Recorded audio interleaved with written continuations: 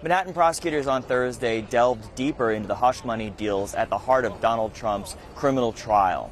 Jurors heard the last hours of testimony from Keith Davidson, a Hollywood lawyer who negotiated two of the hush money deals at issue. And they heard for the first time in court a recording that Michael Cohen, the former lawyer for Donald Trump, made of himself briefing Donald Trump about one of those arrangements involving former Playboy model Karen McDougal. Now, that recording has been public since 2018, but this was the first time it was introduced in the courtroom at the trial.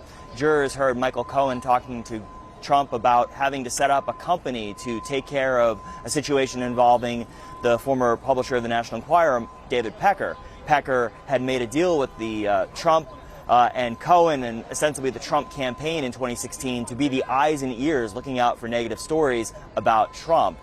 Now, in the tape from September of 2016, Cohen talks about setting up this company, and then at some point Trump responds, "How much is it going to cost?" He asks, "What do we have to pay for this?" $150, meaning $150,000. There's some other discussion about how they're going to pay, whether it's going to be in cash or using a check, and then that tape cuts off.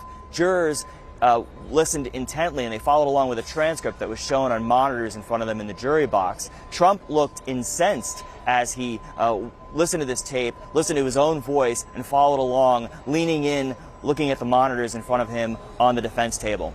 Now, court will resume on Friday.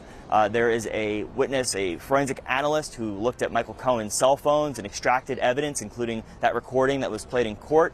And then, who's on the witness stand? We don't yet know. Prosecutors have been reluctant to announce too far in advance who will be taking the stand, in part because they've said they fear Trump lashing out at those people on social media.